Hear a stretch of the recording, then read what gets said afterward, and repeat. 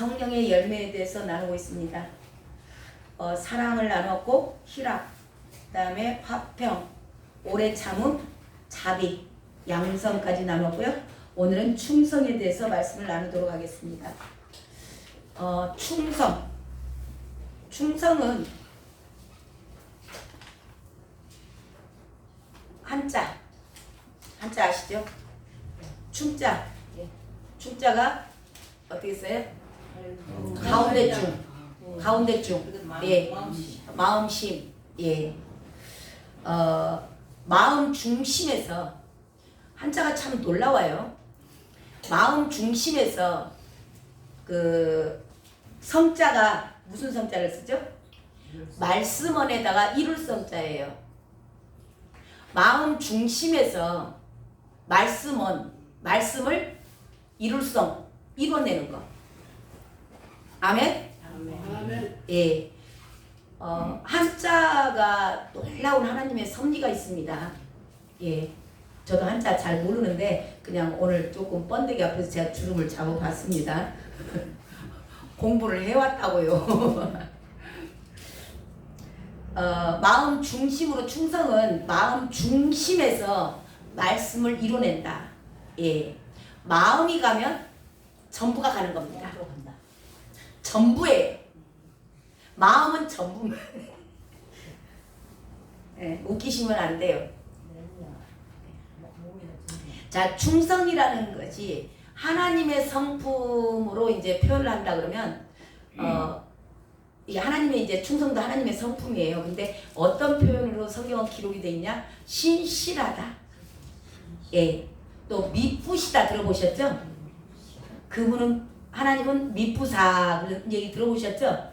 미쁘다. 이 미쁘다는 게 충성입니다. 신실하다는 뜻하고 똑같거든요. 그러니까 이 신실하다는 뜻은 뭐냐면 말씀으로 이제 비유를 해서 표현을 해드리자면 집 나간 탕자 있잖아요. 둘째 아들이 아버지 돌아가시도 안 했어요. 근데 유산 달래요.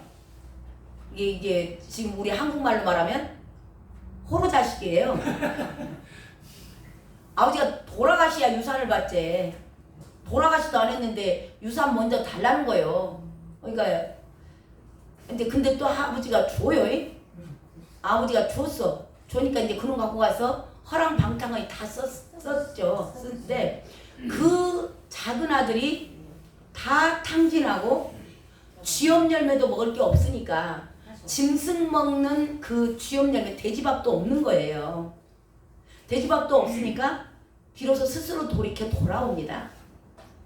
근데 그 돌아오는 기간까지 뭐 한 달밖에 안 걸렸을까요?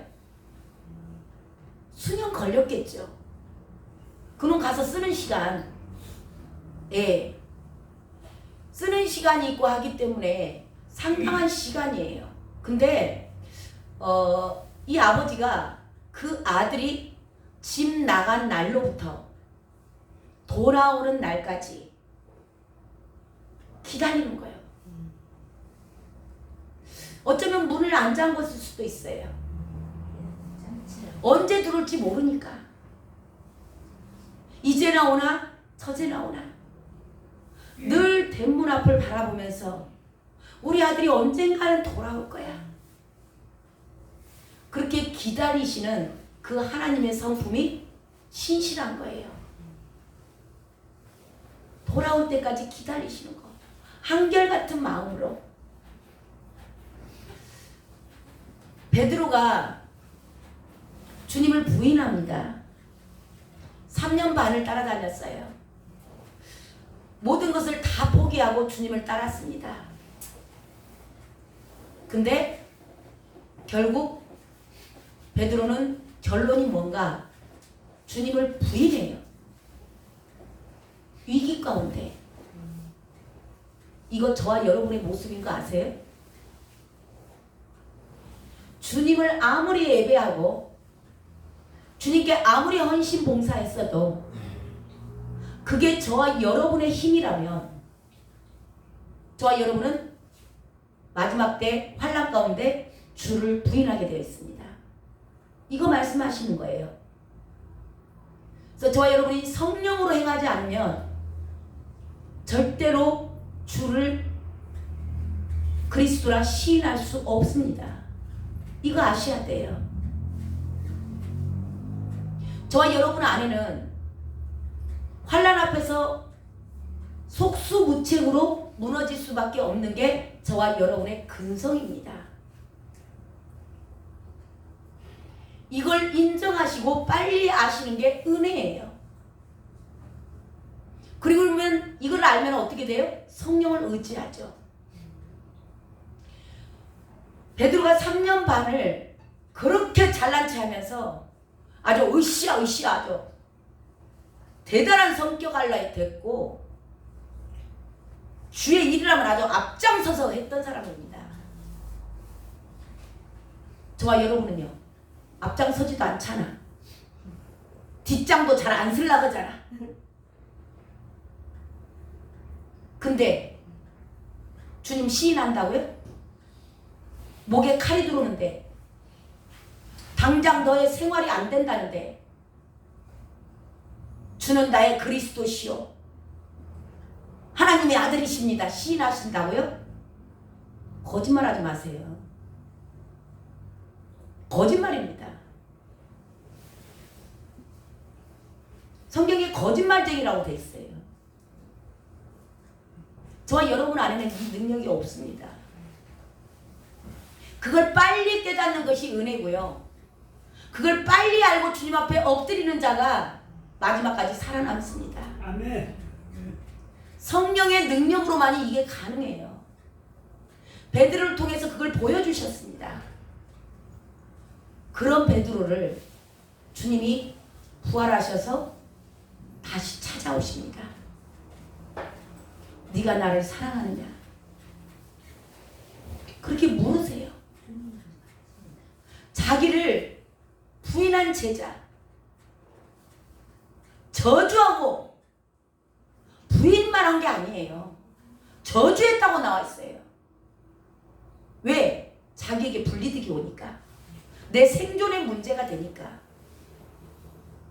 나에게 손해가 나니까 저주합니다. 그래서 사람 믿지 마시기 바랍니다. 본인들도 마찬가지고 옆에 있는 분들도 마찬가지예요.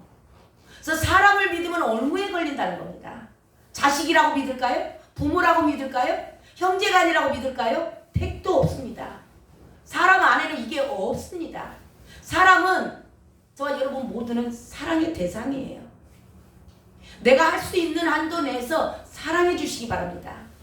믿음의 대상이 아니에요. 그런 베드로, 그게 저와 여러분의 모습이에요. 근데 이 베드로를 다시 찾아옵니다. 저와 여러분을 다시 찾아온 거예요. 저와 여러분이 얼마나 주님을 부인했습니까? 얼마나 사랑하는 딸아 너는 내 것이야. 사랑하는 아들아 돌아오라 돌아오라. 그렇게 얘기해도 코 방귀도 안 끼고 지 잘난 맛에 살고 저 하고 싶은 것 하고 지 욕심대로 살고 지 아주 정욕에 넘치는 대로 살고 그렇게 살던 저와 여러분에게 오늘 주님이 물으십니다. 너가 나를 사랑하느냐? 내가 너를 사랑한다. 나에게로 돌아오라. 내가 너에게 생명을 주리라. 이 성품이 하나님의 신실하심입니다. 그래서 하나님이세요. 저와 여러분의 머리로 이해할 수 있는 분이라면 하나님이 하나님 되지 않습니다. 저와 여러분 상식으로 하나님을 이해하려고 하시면 안 돼요. 절대 믿음 생활 못합니다. 그리고 그런 하나님은 믿을 필요가 없어요. 그 정도의 하나님이라면. 이해하면 하겠다고요? 내가 설득되면 하겠다고요? 아닙니다. 이건 신앙생활이 아니에요. 그냥 하나님의 말씀이면 저와 여러분이 이해가 되든지 안 되든지 납득이 되든지 안 되든지 그냥 하나님의 말씀에 엎드리시기 바랍니다.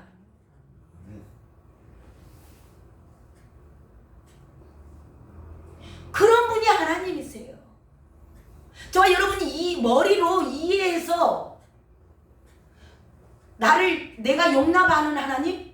그건 하나님이 아니라니까요. 이미 많은 그리스도인들이 그런 하나님을 찾아요.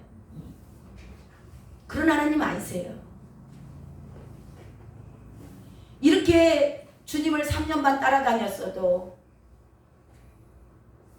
주님을 부인하고 저주까지 하고 떠난 베드로, 이제 고기 잡으러 가자. 다 끝났다. 우리 인생 끝났다. 가서 고기나 잡아서 또 먹고 살았겠다 하고 고기 잡는 베드로에게 주님이 찾아오셨어요. 밥 다 지어 놓으시고 고기 구워 놓으시고 와서 밥 먹어라. 그리고 물어보셨습니다. 네가 나를 사랑하느냐?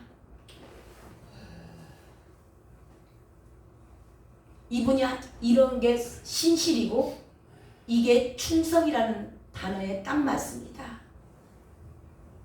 시작과 끝이 똑같습니다. 지금도 변함없이 저와 여러분을 그 하나님이 사랑하고 계십니다. 아멘. 그 하나님이 저와 여러분의 아버지 되십니다. 너무 좋지 않으세요? 아멘. 그분께 감사하셔야 돼요.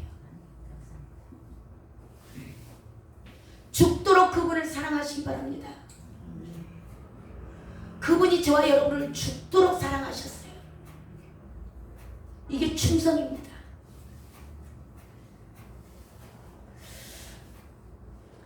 이런 성품을, 이게 하나님의 성품이에요. 저와 여러분 안에는 없어요. 그래서 성령으로 충만한 자들에게 이 성령의 열매, 충성의 열매가 맺혀지는 겁니다. 자, 그런 자들에게서 삶으로 나타나는 현상들이 있어요.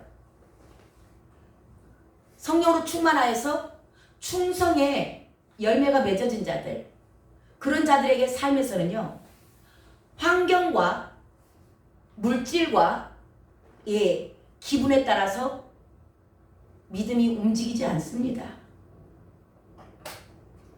사람이 나에게 아무리 쓴소리를 하고 환경이 나에게 아무리 어려운 환경이 열리고 내 기분이 아무리 꿀꿀하고 속이 상해도 예배합니다. 그분 사랑합니다. 이게 충성의 열매가 있는 자들이에요. 그런 사람들은 변하지 않습니다. 저와 여러분을 점검하는 시간 가지셨으면 좋겠어요. 나에게 충성의 열매가 있는가? 나는 누군가가 나를 조금만 짜증나게 하면 나 예배 드리기 싫어. 은혜 떨어지네. 저 사람 꼴 보기 싫어. 안 가. 저 교회 안 가. 그러십니까?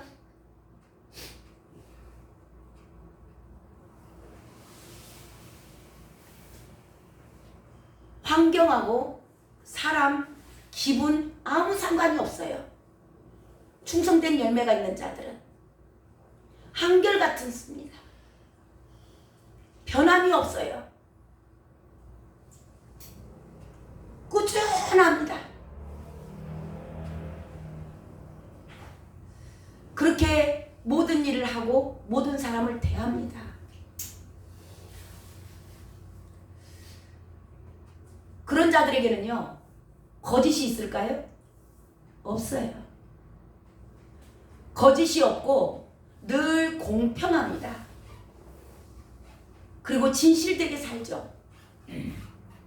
시종일관, 시작과 끝이 똑같습니다. 비가 오나 눈이 오나 한결같이 하는 거예요. 정직하게 살죠. 이렇게 충성된 자들은 일관성 있게 열심히 부지런하게 남의 일이 됐든지 내 일이 됐든지 구별하지 않습니다. 남의 일도 내 일같이. 사람 앞에서 사람 볼 때만 할까요? 눈가림만 할까요? 아니에요. 그런 이렇게 충성된 자들은요, 하나님 앞에서 살아요. 하나님 앞에서 살기 때문에 초심을 잃어버리지 않아요. 처음 먹은 마음. 내가 처음 주님에게 서원했던 거. 주님, 내가 이렇게 할게요. 내가 죽도록 주님만 붙잡고 갈게요. 한번 내뱉은 그 말에 대해서 끝까지 책임지고 따라갑니다.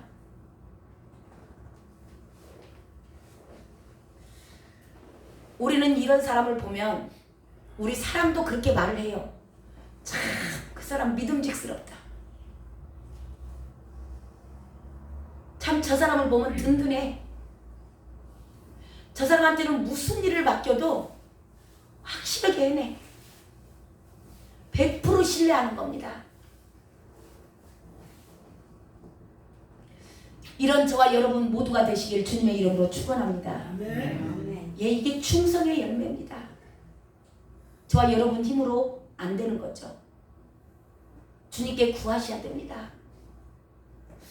구하시고 저와 여러분이 자, 이런 것들을 막연히 추상적으로 그랬다네라 하시면 안 돼요. 좀 더 구체적으로 저와 여러분의 삶이 내가 결단했다면 내가 이런 삶을 살아야 되겠구나.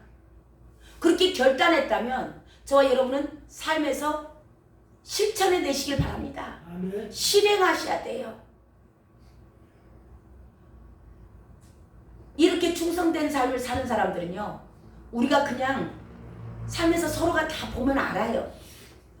그런 자들은요, 약속을 잘 지킵니다.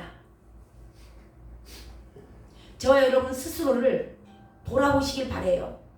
나는 누군가와 약속을 하고 잘 지키는 자인지. 하나님과 우리하고도 약속이 있죠. 언약입니다. 말씀으로 저와 여러분은 언약 백성이에요. 언약은 뭐예요? 약속이에요. 하나님과 우리는 약속으로 언약으로 맺어진 하나님과 우리의 관계예요. 이게 저와 여러분이 말씀대로 사는 자들이 약속을 지키는 자들이에요. 나는 아직도 말씀대로 살지 못한다. 그러면 약속 안 지킨 거예요. 사람 간의 관계에서도 저와 여러분 하나님과 관계만 생각하지 마시고 우리가 삶에서 사람 간의 관계에서도 내 입에서 나온 말들 이거 약속이잖아요. 언약 말로 나오는 거잖아요. 그것들을 반드시 지키려고 애쓰시고 말한 것은 지켜내세요. 우리는 얼마나 쉽게 약속을 하는지 몰라요. 누가 뭔 얘기하면 그래? 기도할게? 그래 놓고 기도하셨나요? 했습니다. 기도해 주세요. 그러면 예, 기도할게요. 트루크메니스탄 위해서 제가 기도해 달라고 했잖아요. 다들 아멘 하셨죠? 기도하실 줄로 믿습니다. 아멘. 그새 저도 늘 우리 그냥 입에 달고 다니는 게 뭐예요? 기도할게요. 아이고 기도할게요. 예, 기도하겠습니다. 그래놓고 그러면 기도 제목이 얼마나 많냐고. 그걸 다 하냐고. 그래서 제가 이 기도할게요에 대해서 이거 우리 때 기도한다고 해놓고 안 하면 이거 거짓말 되는데. 약속을 지키는 것과 반대가 뭐예요? 거짓말 된 거예요. 안 지키면 거짓말쟁이에요. 저와 여러분 말씀대로 살지 않으면 거짓말쟁이입니다. 거짓말쟁이는 하나님의 나라의 유업을 못 받아요. 아시죠? 아멘. 말씀대로 사셔야 되는 거예요. 자, 근데 기도할게요 해놓고 제가 기도를 했나? 가끔 좀 두려운 생각이 들었어요. 이제는 기도해 주세요 하면요, 제가 즉시로 그 자리에서 기도합니다. 그 사람 듣지는 않지만 제가 마음으로 기도해요. 하나님, 근데 그런 기도가 또 즉시로 응답되는 상황이 있더라고. 내가 깜짝 놀랐어요. 지난번에 인터폰 갔다 오다가 우리 옛날에 이제 제가 사역했던 교회 이제 집사님을 만났는데 그 집사님이 자기 이렇게 무슨 게 직장을 이렇게 옮겨야 되는가 봐요. 근데 옮기려고 다 준비해놓고 다 했는데 그 원래 원 직장에서 계약 기간이 아직 안 찼다 해가지고 약간 불리한 조건을 내세우는가 봐요. 채우고 가라든가 뭐 아무튼 그런데요. 근데 이미 대타 후임으로 일할 사람도 다 구해놓고 모든 게 다 준비가 돼서 나오기만 하면 되는데 거기서 쉽게 말하면 좀 오기를 파는 거예요. 계약 기간이 있다 보니까 다음 일할 사람이 없이 나오는 것도 아니고 일할 사람 다 준비해놓고 나오는데도 안 된다고 한다고 그래요. 그러면서 목사님 기도 좀 해주세요 그러더라고. 그래서 내가 또 가서 안 잊어버렸는가 모르겠는데 그리고는 그 순간 제가 마음속으로 기도했어요. 하나님 이런 오기 부리지 않게 하시고 순탄하게 정리해 주세요. 주님이 하시면 되잖아요. 이들이 얼마나 충성되어 주님 앞에 삽니까? 굉장히 충성된 종들이에요. 신실한 종들이거든요. 부부가. 그래서 주님 그들의 삶을 아시잖아요. 도와주세요. 제가 잠깐 기도했거든요. 그리고 이제 저는 잊어버렸어요. 왜냐하면 이걸 맨날 생각이 날지 안 날지 모르니까 그 즉시 제가 기도한 거예요. 그날 갔다 와서 제가 기도해요. 이제 늦게 왔어도 제가 이제 뭐 저는 기도해야 자니까 늦게 왔어도 여기 와서 기도하는데 갑자기 전화를 이제 제가 기도할 때는 항상 무음으로 해놔요. 제가 전화 안 받을 때 오해하지 마시기 바랍니다. 제가 기도할 때는 무음으로 해놔요. 네, 그래서 못 받을 때 전화를 안 받으면 이분이 뭐 이렇게 기도를 하거나 뭔 일이 있구나 그렇게 생각하시면 맞습니다. 제가 전화벨이 울리는데 아무 일도 안 하면서 전화 안 받는 스타일은 아니에요. 근데 갑자기 전화벨을 그대로 무음으로 안 해놨어요. 그 늦은 시간에 누가 전화할까 생각을 하고 11시가 넘었으니까. 근데 갑자기 전화벨이 띠르릉 울리는 거예요. 그래서 전 기도하다 깜짝 놀랐어요. 여보세요 그랬더니 목사님 아직 안 주무시죠? 그러면서 그 아까 자기가 나한테 얘기했던 거 그거 응답됐대요. 연락 왔대요. 네. 뭐 제가 기도해서 그랬겠어요. 그러겠지만 물론 제가 기도해서 그럴 수도 있어. 마지막 안타 날린 거예요. 제가 홈런 친 겁니다. 왜냐면 그동안 기도가 쌓여져 있었고 그들이 열심히 정말 주님 앞에서 신실하게 사는 그 젊은 부부세요. 그렇기 때문에 하나님께서 이미 응답해 놨는데 저에게도 기쁨을 주시고자 하는 하나님의 뜻이었겠죠. 너가 마지막 기도해. 홈런 날려. 그럼 내가 응답할 거야. 그래서 갑자기 제가 오면서 기도하고 왔는데 응답됐다고 목사님이 계속 기도할까 봐서 기도 이제 그만해도 돼요 라고 그 얘기 해주려고 전화했다는 거예요. 예, 그래서 저 여러분 기도한다고 하신 것들 꼭 기도해 주시기 바랍니다. 이게 약속이에요. 약속. 또 밥 한번 사줄게. 밥 한번 합시다. 식사 한번 합시다 하신 분들 저한테 혹시 그렇게 약속하신 분 없어요? 빨리 사줘요. 그런 약속들 지켜야 된다고. 우리는 너무나 거칠의 인사가 많아. 우리 특히 한국 사람들은 형식이 너무 많아. 다음에 보세? 다음에 연락하셨어요? 내일 전화할게. 내일 봅시다. 해놓고 찾아가셨어요? 우리 이런 것들 다 약속이에요. 이런 거 소홀히 하시면 안 돼요. 돈이 필요해서 빌려다 썼어요. 누군가가 김치를 통에다가 다 모았어요. 이걸 비고 주자니 그러니까 이거 먹고 빈통 갖다 줄게 해놓고 빈통 갖다 주셨어요? 돈 빌려다 쓰고 갚을 때 잘 갚으셨어요? 맞습니다.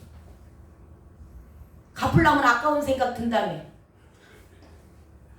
쓸 때는 좋고 갚으려게 왠지 꽁돈 갖다 갚은 것만으로.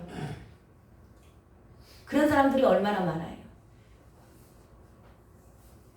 정당하게 내가 필요할 때 썼으니까 당연히 갚아야죠. 이자는 못 주더라도 이건 당연히 약속을 지키는 겁니다. 이건 약속이에요 다.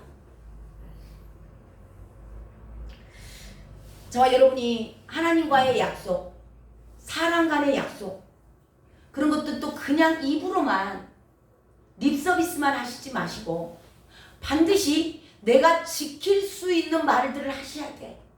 그게 약속이니까. 그런 저와 여러분 되시길 바랍니다. 아멘. 예. 그리고 이 충성된 자들의 삶은 삶이 예배예요. 하나님의 임재 가운데 사는 겁니다. 예배가 많은 분들이 착각하세요. 이게 너무 오랜 시간 동안 이게 그렇게 자꾸 설교를 하다 보니까 많은 그리스도인들이 예배당에 와서 예배 드리는 이 시간만 예배라고 생각을 많이 해요. 아닙니다. 예배는 저와 여러분이 삶 그 자체가 예배예요. 삶이, 그러니까 가정에 있을 때, 직장에 있을 때, 어디 모임에 갔을 때, 그 모든 자리가 하나님의 임재 앞에서 사는 거야. 하나님과 함께, 하나님 앞에서 내가 행하는 거. 이게 예배예요, 이게. 삶이 예배라는 겁니다. 자, 이렇게 삶이 예배 가운데 사는 자들은 늘 우리가 실수를 얼마나 많이 해요. 말로도 실수하고 행동으로도 실수하고. 자, 이런 것들을 하나님 앞에서 살다 보면 그게 깨달아질까요? 안 깨달아질까요? 깨달아지잖아요. 아, 이거 말씀이 안 맞네. 내가 잘못 말을 했네. 순간 빨리빨리 깨달아져요. 이게 하나님 앞에 살다 보면. 아, 내가 이렇게 말해서는 안 되는데 실수했네. 실수. 잘못했네. 이런 것들이 빨리빨리 깨달아져요. 그러면 그거 어떻게 해요? 회개해야죠. 이게 하나님의 임재 앞에서 살면요. 저와 여러분이 처음에는 다 초지일간 똑같이 될 수 있는 게 어떻게 해서 초지일간 똑같은 삶을 한결같이 살 수 있냐면 이 회개예요. 하나님의 임재 앞에서 사는 사람들은 늘 내가 말씀의 임재 앞에 산다는 것은 말씀 앞에서 사는 거예요. 말씀이 삶의 기준이야. 그러니까 말씀에 준해서 내가 맞다 안 맞다가 금방 알아지는 거예요. 그러면 안 맞는 것을 하나님 앞에서 사는 자는 사람은 몰라. 근데 하나님이 나를 보고 계셔. 그러니까 하나님한테 회개하겠죠. 우리 안에는 근데 이렇게 살지 않으면요. 저와 여러분 어느 누구도 외에 없이 다 변질되게 돼 있어요. 썩습니다. 부패되는 거예요. 그래서 저와 여러분의 삶이 늘 하나님 앞에서 사는 거. 이런 자들은 잘못이 있어도 속히 회개합니다. 바로 사과해요. 제가 지난번에 내 의도와 상관없이 마음이 상하게 누구를 했어요. 그 제가 돌아오면서 왜 그랬지? 내 의도는 이게 아니었는데 왜 이렇게 잘못 와전이 됐네? 근데 제가 이게 하나님의 마음으로 하나님이 보고 계시고 하나님 어떻게 하죠? 네가 사과해. 네 의도가 어떻든지 간에 듣는 사람 입장에서 기분이 나빴다면 네가 실수한 거야. 제 의도는 그런 의도가 아니었어요. 그렇지만 듣는 사람이 마음이 상한 거예요. 하나님이 제가 그 순간 물어본 거예요. 제가 하나님 임재 앞에 사니까. 하나님 물어보니까 네가 먼저 사과하라. 그래서 제가 문자 넣었어요. 죄송하다고. 내 의도하고는 상관이 없었지만 듣는 사람이 기분이 나빴다면 잘못한 거예요. 그래서 이렇게 늘 임재 가운데 사는 자들은 빨리빨리 돌이키고 남에게 상처 준 것들이 생각나게 하시는 거예요. 바로 알아져요. 왜요? 하고 묻기 때문에. 관계가 조금 소원해지거나 문제가 생겼을 때 왜 이런 일이 생겼죠? 라고 묻거든요. 그러면 가르쳐 주시는 거예요. 이러이러한 문제가 있었다. 생각나게 하시는 겁니다. 그러면 그걸 가지고 돌이킬 수 있어요. 그러니까 변질돼요, 안 돼요? 안 되는 겁니다. 그래서 회개는요, 저와 여러분이 부패되고 변질되고 썩어가는데 유일한 치료제예요. 회개가. 근데 회개는 누가 한다고요? 하나님의 임재 앞에 사는 자들. 하나님의 임재 가운데서 성령과 늘 동행하면서 성령에게 늘 묻고 그분과 함께 사는 자들. 이들은 자기 잘못에 대해서 빨리빨리 깨달아요. 그래서 변질이 막아져서 초지일간 똑같습니다. 그런 사람들은 처음에 먹은 마음이 화장실 들어갈 때 마음하고 나올 때 마음이 똑같아지는 거예요. 근데 그냥 그대로 내 마음대로 하나님한테 묻지 않고 하나님의 임재 가운데 살지 않고 여전히 내 마음대로 내 생각대로 산다면 우리는 돈 갚을 때 아까워서 못 갚아요. 돈은 필요해서 내가 빌려다 썼지만 주려고 보니까 내 돈 생돈 나가는 것 같아.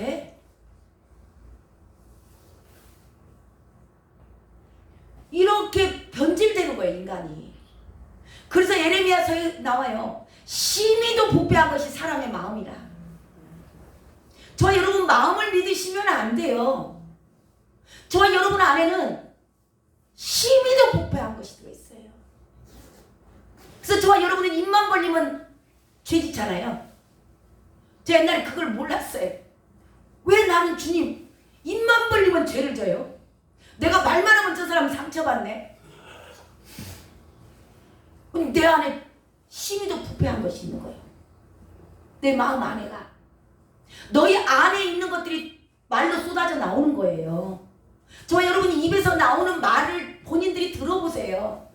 내가 욕을 하고 있다? 내 안에 욕이 들어있어. 그 분노가 들어있는 겁니다. 혈기가 들어있어요. 그게 쏟아져 나오는 거예요. 악한 말이. 내가 늘 남을 핥히는 말을 한다. 고양이 같은 성품이 안에가 있는 거예요. 고양이가 확 긁어파잖아요. 얌전하게 가만히 있다가 순간 확 달라서 긁어파잖아요.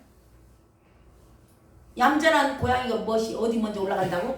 부뚜막 먼저 올라간다고. 겁나게 엄청 얌전한 것 같은데 어느 순간 확 후벼 팝니다.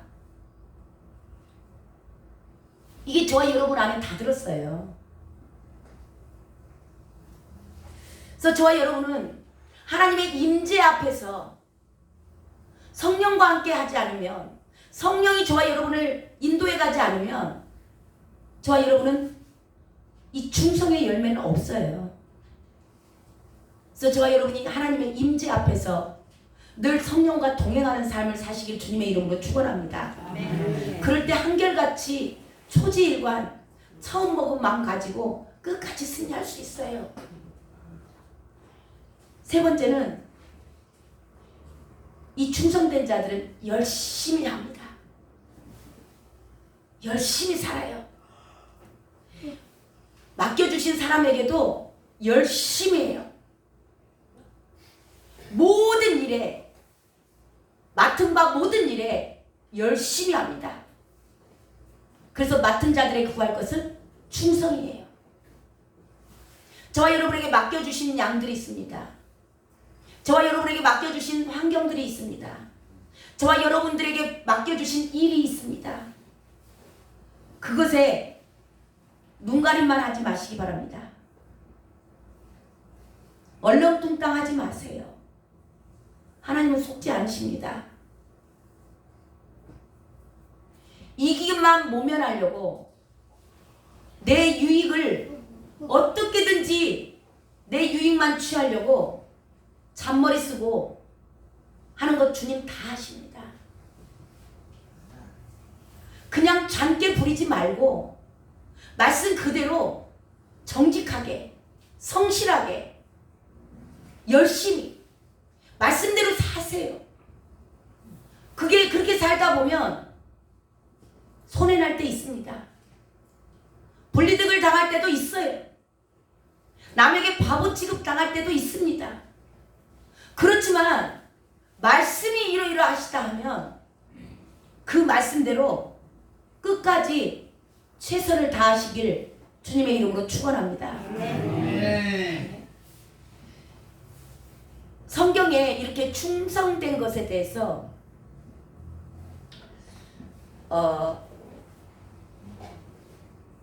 삶을 마감하는, 충성된 삶을 마감하는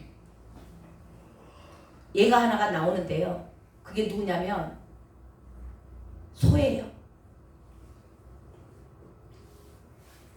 베스메스로 가는 암소. 그게 사무엘 상에 가면 5장 6장에 나오거든요. 이 베스메스로 가는 암소는, 베스메스는 지역이에요. 베스메스는 이스라엘 땅에 있는 하나의 지역입니다. 5장에 가면은 그 엘리 제사장에 대해서 제가 말씀을 좀 나누긴 했어요. 자, 엘리 제사장은 제사장 가문인데 아들들이 성전에 집사들과 막 그 음란한 행위를 하고 못됐습니다. 하나님의 말씀을 멸시하고 제사를 멸시해요. 그래서 그 집안이 망합니다. 근데 망하는 그 시초 가운데 첫 번째 무슨 일이 일어났냐면 블레셋과의 전쟁이 일어났는데 이 홈리와 비누아스가 젊은 애들이고 이제 제사장이니까 제사장의 가문 아들들이니까 걔네들이 이제 제사장이잖아요. 제사장 할 건데 얘네들이 이제 전쟁터에 나갑니다. 근데 전세가 불리해요. 불리하니까 얘네들이 뭘 가지고 나가냐면 법궤를 가지고 나갑니다. 하나님의 법궤. 이 법궤를 가지고 나간 것 자체가 웃기는 겁니다. 이걸 뭐냐면 우상으로 생각을 하는 거예요. 부적 같은 걸로 생각을 하는 겁니다. 지네들의 행실이, 전쟁은 하나님께 속하져 있습니다. 그렇기 때문에 지네들의 행실이 바르고 하면 하나님이 블레셋과의 전투 가운데 주님이 지키시겠죠. 근데 얘네들은 이 법궤를 갖고 나가면 싸움에 이길 거라는 그런 무속신앙 같은 게 갖고 있었어요. 저와 여러분 안에도 그런 것이 있다면 버리시기 바랍니다. 뭔가를 이렇게 하나를 갖다 놓으면, 뭘 이렇게 신주단지를 하나 집에다 갖다 놓으면, 뭐 소금단지를 하나 갖다 놓으면 그것이 우리 집을 지킬 것이다? 이거 다 버리시기 바랍니다. 예수의 이름으로 파해주시길 바랍니다. 버리셔야 돼, 버리셔야 돼. 부적 같은 겁니다, 이거.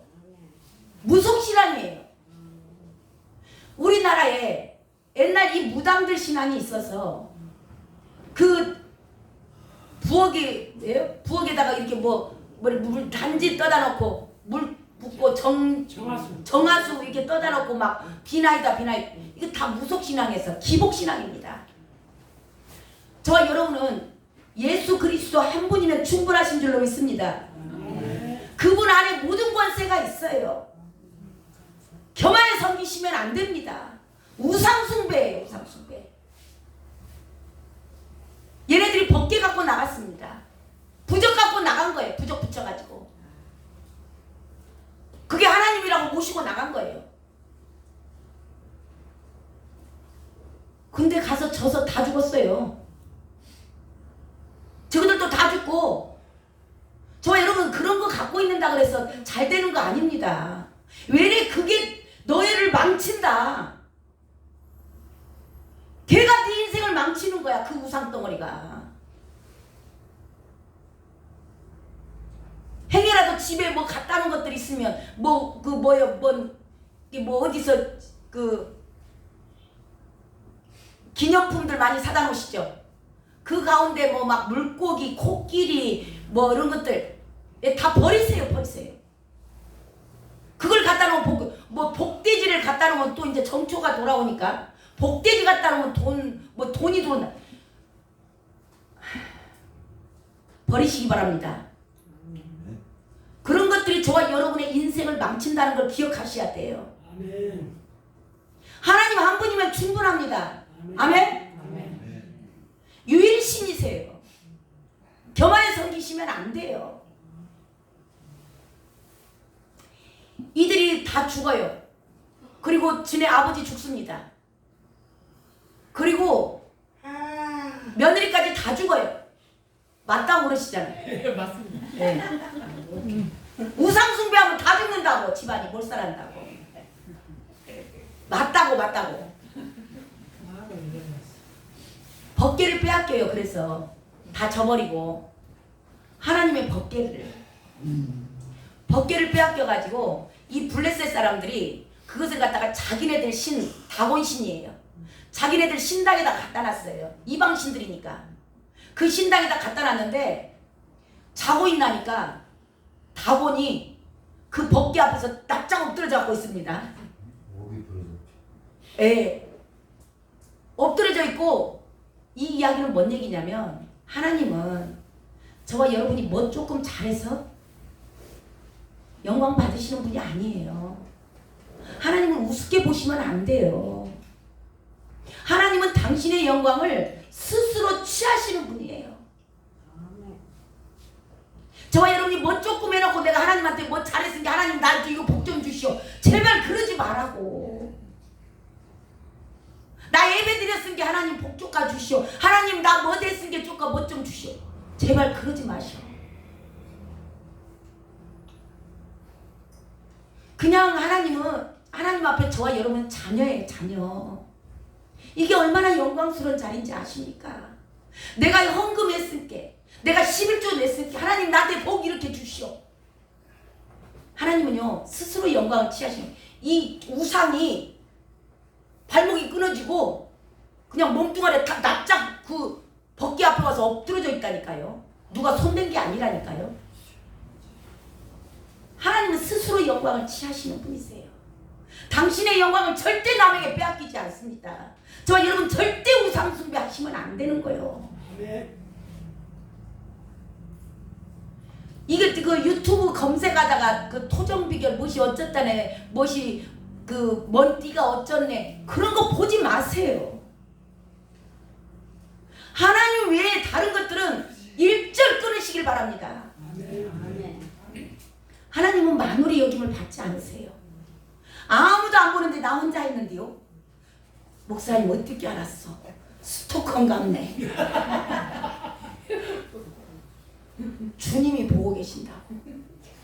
눈이 대껍게요. 하시지 마시라고. 아멘? 주님 외에 다른 건 다 버리셔야 돼요. 아멘. 알겠습니다. 이게 이게 뺏겼잖아요. 그리고 막 그 동네에 독한 종기들이 생겨가지고 엉댕이고 어디고 막 다 골만 터지는 거예요. 사람들이 백성들이.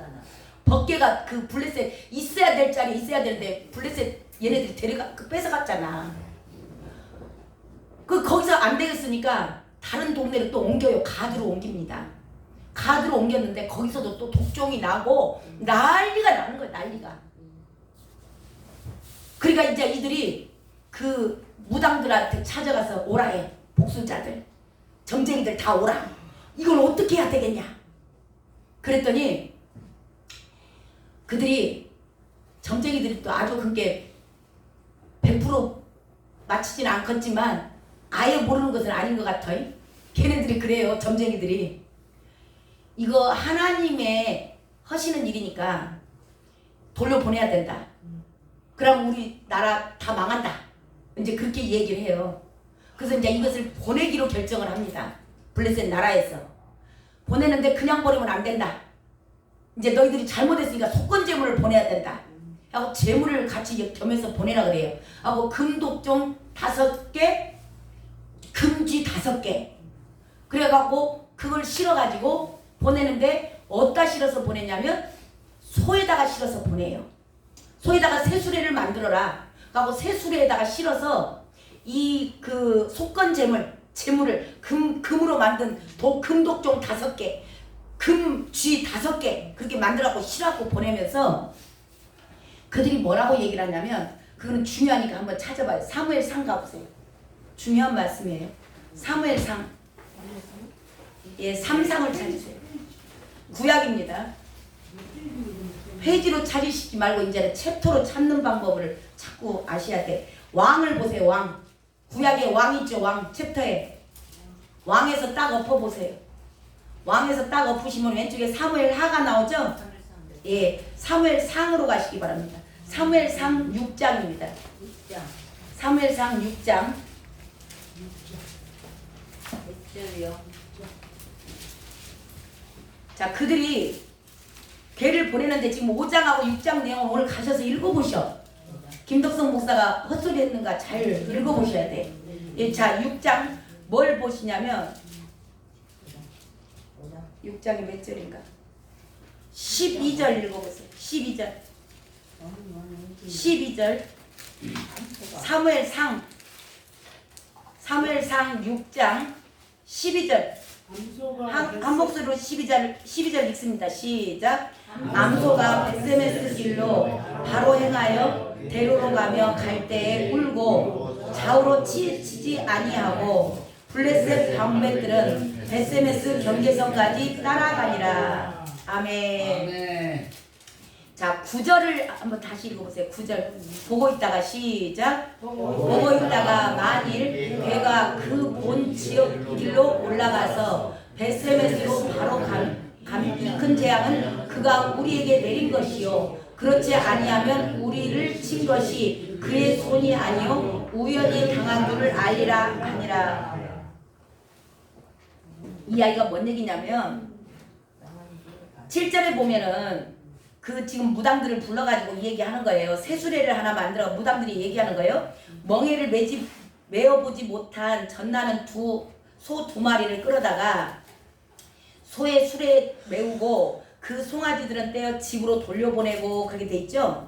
그러니까 지금 무당들이 와서 뭐라고 얘기를 한 거냐면 점쟁이들이 이 새수레를 만들어 가지고 이 속건잼을 싣고 했는데 이것을 누구한테 메어서 보내냐면 사람이 끌고 가는 게 아니라 소한테 끌고 가라 해라. 그러면서 근데 이 소가 전나는 암소.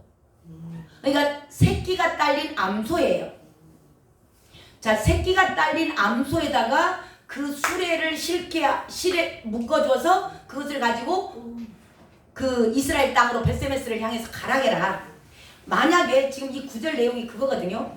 이 소가 그 베세메스로 바로 가면 이 재앙 지금 그 거기에 아스돗과 가드에 지금 독종이 생기고 난리가 났잖아요.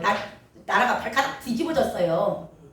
근데 이 재앙이 만약에 이 암소가 곧장 가면 암소는 어떤 특성이 있냐면 전나는 송아지가 있잖아요. 젖먹이는 송아지. 그러면 송아지가 뒤에서 울어. 그러면 암소는 안 가. 송아지 젖줘야 되니까. 소는 모성애가 굉장히 강한 거예요. 그래서 이 새끼들이 뒤에서 음메 하고 울면은 송아지까지 딸려서 안 보내요. 이 암소만 보냈다고. 근데 송아지가 뒤에서 우는데 집에서 울어. 엄마가 떨어졌으니까 울 거 아니에요. 배고프다고. 그럼에도 불구하고 이 소가 바로 직진해서 이스라엘 베세메스를 향하여 가면 이 우리나라에 일어난 재앙이 그분이 하신 일이다. 하나님이 하신 일이라는 걸 알겠다는 거예요. 근데 만약에 이 소가 가지 않고 송아지의 울음소리를 듣고 돌이킨다든가 멈췄으면 이것은 우연히 된 일인 줄 알겠다는 거예요. 무슨 얘기인지 아시겠죠? 자, 우연히 당한 것인 줄 알리라. 그 9절 말씀이에요. 자, 그랬는데 그렇게 해서 실어서 보냅니다. 근데 이 소가 어떻게 갔다고 그래요? 자, 12절 아까 다시 읽어요. 시작. 암소가 베세메스 길로 바로 행하여 대로로 가며 갈 때 울고 좌우로 치우치지 아니하였고 블레셋 방백들은 베세메스 경계선까지 따라가니라. 이 사람들이 뒤에서 따라가요. 이 송아지가 어떻게 하는가 보니라고. 근데 이 송아지가 뒤에서 그렇게 엄마 음메 하고 울어요. 배고파 하고 울어요. 엄마 나 밥 줘 밥. 그렇게 우는데도 이 소가 송아지를 안 돌아봅니다. 근데 울도 안 해요. 소들이 잘 웁니다. 도살장에 끌려가도 울어요. 제가 소 울음소리가 너무나 내가 가슴이 아팠대. 제가 지난번에 얘기했잖아요. 제가 축사 조금 돌봐준 적 있다고. 축사 돌봐주는데 그 소 가운데 한 마리가 아팠던가 봐요. 저녁 내 우는 거야. 얼마나 불쌍히 우는지 몰라. 소 울음소리가 굉장히 그 애절합니다. 저는 그게 이렇게 쟁쟁해요. 근데 이 소가요, 자기 소 새끼가, 자기 송아지가 뒤에서 새끼가 울어요. 음매하고 엄마를 찾아요. 근데 울도 않고 가. 좌우로 치우치지도 않아. 이게 그 나라의 재앙을 누가 내린 거요? 하나님이 내린 거예요. 자, 이렇게 암소가 사명을, 이게 저와 여러분의 부르심이고 사명이에요. 소는 일꾼들을 나타냅니다. 뒤를 돌아보지 않습니다. 자식들 생각하지 않아요. 주의 길을 향해서 달려가는 겁니다. 끝까지 갑니다. 자, 그러면 베세메스까지 왔으면, 아이고 고생했다. 아이고 세상에 새끼들도 다 띄워놓고 그러고 왔냐. 얼마나 잘했다. 밥 먹어라이, 여물 먹어라이, 그러면서 줘야 되는 거 아니요? 근데 어떻게 하는가요? 12절 읽습니다. 14절 읽습니다. 수레가 시작. 수레가 베세메스 사람 여호수아의 밭 큰 돌 있는 곳에 이르러 선지라. 우리가 수레의 나무를 베고 그 암소들을 번제물로 여호와께 드리고. 아멘. 암소에게 영을 줬다 그래요? 물 줬다 그래요? 어떻게 했다 그래요? 번제물로 드렸다. 예, 번제물로 잡아서 갖든 겁니다. 이것이 사명자입니다. 이 베세메스 암소는 예수 그리스도를 예표하십니다. 예수 그리스도가 이 땅에 저와 여러분을 위해서 오셨습니다. 마지막 끝까지 물 한 방울, 피 한 방울도 남기지 않고 저와 여러분에게 다 주셨습니다. 이게 사명을 받은 자들의 삶입니다.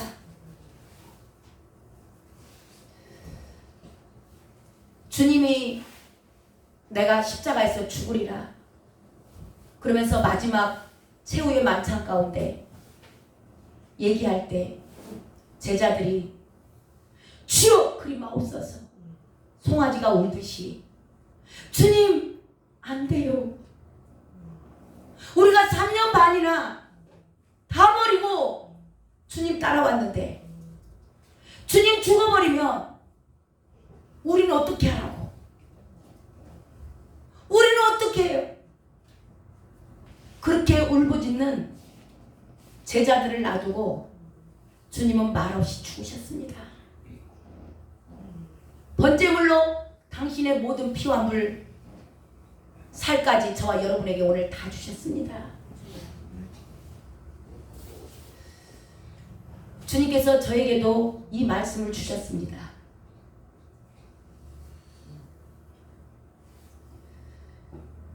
제가 사업을 내려놓고 우리 애들 뒷바라지 못 해줄 때 우리 애들이 저에게 그랬습니다. 엄마, 우리 어떻게 하라고?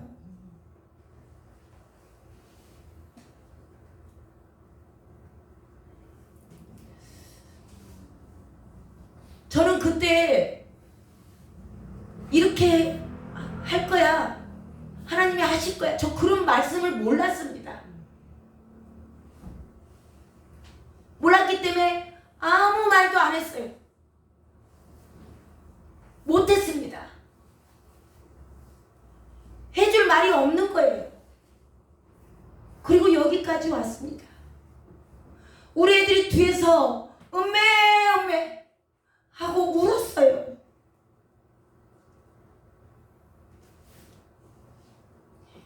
이게 사명자의 길입니다. 마지막까지 몸 다 불살라서 제물로 올려드리는 겁니다. 저는 우리 임마누엘 교회에 오신 성도님들 한 분 한 분을 절대 그냥 보지 않습니다.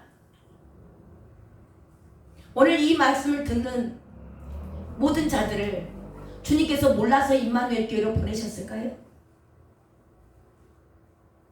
김덕성 목사가 이 베세메스의 암소처럼 사명을 감당해야 된다는 걸 모르고 이 교회로 보냈을까요? 주님은 다 아십니다. 그리고 한 분 한 분을 모으셨어요. 그리고 오늘 말씀하십니다. 이게 너를 향한 나의 부르심이다. 그 부르심을 쫓아가는 저와 여러분 되시길 주님의 이름으로 축원합니다. 아멘. 막연히 따라오라는 거 아닙니다. 우리 주님께서도 십자가를 지실 때 앞에 있는 영광을 바라봤습니다. 부활의 영광을 바라보고 십자가를, 부끄러운 십자가를 지실 수 있으셨습니다. 저와 여러분에게도 오늘 말씀하십니다. 이 부르심에 합당한 삶을 살아라. 그리고 내가 너에게 내 보좌에 앉아 12지파를 심판하게 하리라. 그 말씀 보고 마치도록 하겠습니다. 마태복음 갑니다. 마태복음 19장입니다. 마태복음 19장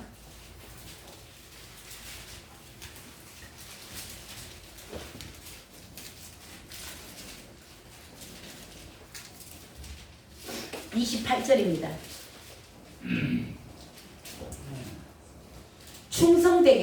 충성된 열매를 가지고 주님 가신 그 길, 저와 여러분에게 주신 사명, 이 부르심에 합당한 삶을 사는 자들에게 마지막 끝날에 주님께서 주실 영광의 말씀입니다. 28절 한 목소리로 있습니다. 예수께서 이르시되 내가 진실로 너에게 이르노니 세상이 새롭게 되어 인자가 자기 영광의 보좌에 앉을 때 나를 따르는 너희도 12 보좌에 앉아 이스라엘 12지파를 심판하리라. 아멘이라는 충성된 자에게 주시는, 제자들의, 주님을 따랐던 제자들에게 주셨던 주님의 약속의 말씀입니다. 이 말씀들이 저와 여러분에게 있기에 우리는 충성되이 피 한 방울, 물 한 방울 주를 위해 주의 그 부르심 가운데 저와 여러분은 나아가실 줄로 믿습니다. 우리 찬양 하나 하고 마치도록 하겠습니다.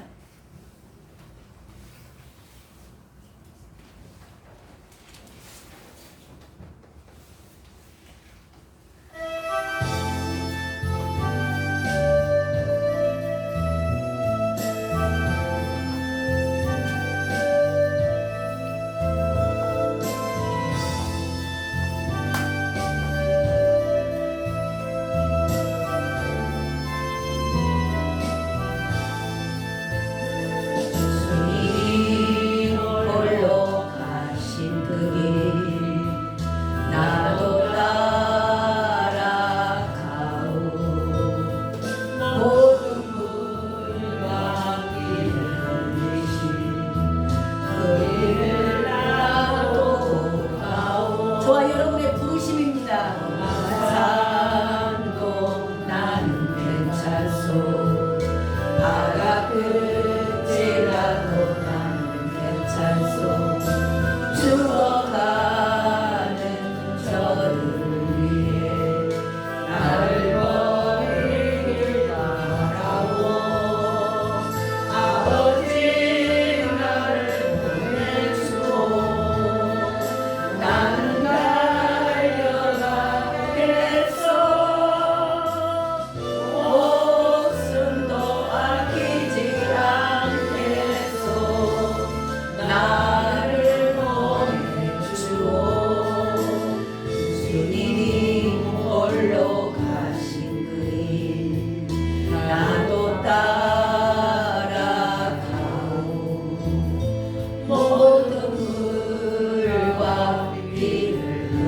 이르신 그 길을 나도 가오.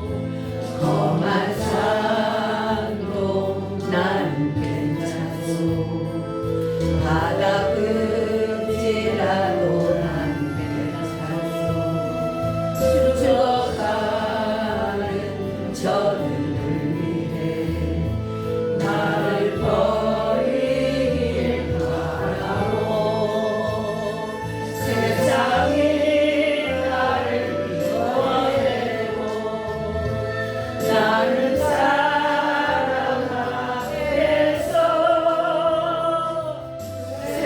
세상을 구원할 십자가 나도 따라오.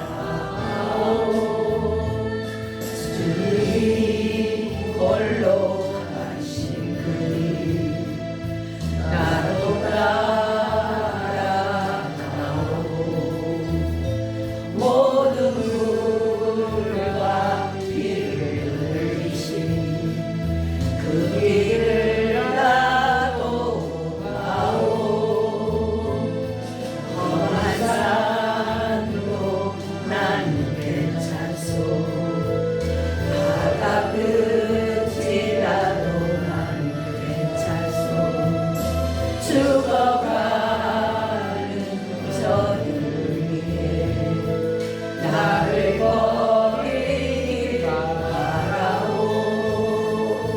생명을 버리면서까지 나를 사랑한 당신, 이 작은 나를 받아주고 나로 사랑하오.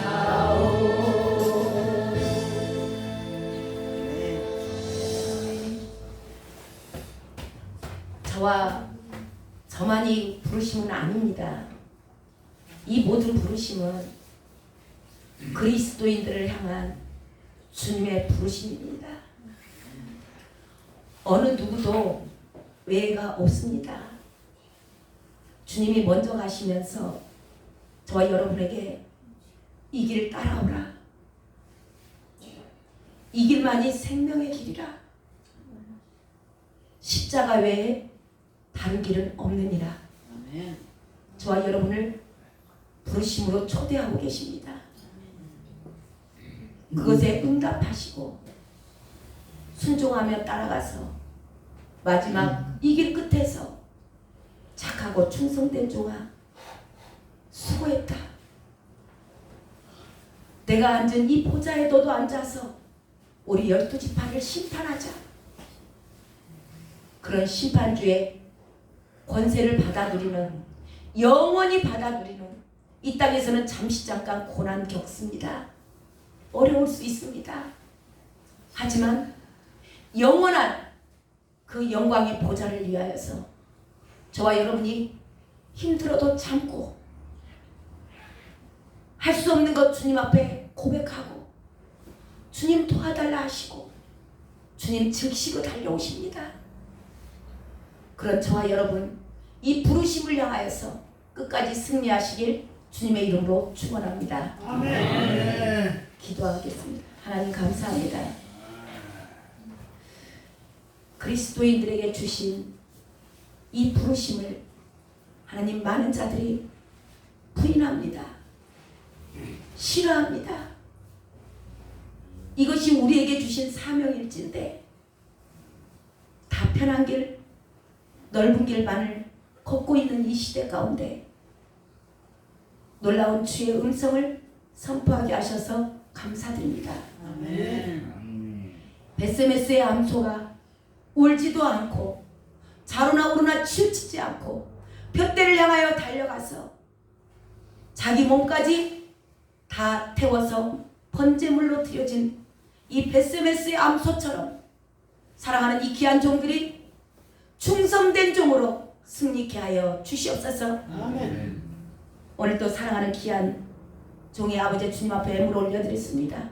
축복하시고 이 땅의 필요를 채워주시고 생존에 매이는 자 되지 않게 하시고 부르심을 따라가는 아들 될 수 있도록 인도하여 주옵소서. 아멘. 이 물질 쓰이는 곳에 주님 인도하여 주시옵소서. 아멘. 지금은 우리 주 예수 그리스도의 우리에게 생명을 주시고자 앞서가시며 나를 따라오라. 내가 너희와 세상 끝날까지 함께하리라고 말씀하신 그 놀라운 예수 그리스도의 은혜와 하나님 아버지, 우리 이 길 끝에서 두 팔 벌려서 맞아주시려고 기다리고 계시는 놀라운 하나님 아버지의 아가페 사랑과 성령님께서 우리는 할 수 없사오되 내가 대신 가리라, 내가 함께하리라 말씀하시며 이 모든 말씀대로 이 사명의 길을 걸을 수 있도록 능력으로 기름 부어주시는 놀라운 성령님의 기름 부으심과 임재하시니 이제는 내가 주님이 가신 길, 베세메스 암소가 걸어갔던 그 길, 뒤돌아보지 않고 울지 않고 좌로나 우로나 치우치지 않고 뒤에 남겨진 가족들 되돌아보지 않고 앞을 향하여 전진하리라고 결단한 사랑하는 귀한 종들 머리 위에와 그 가족들과 하시는 사역 위에 우리 임마누엘 교회와 한국교회 위에 열방에 흩어져 있는 모든 그리스천들 머리 위에 지금부터 영원까지 함께 있으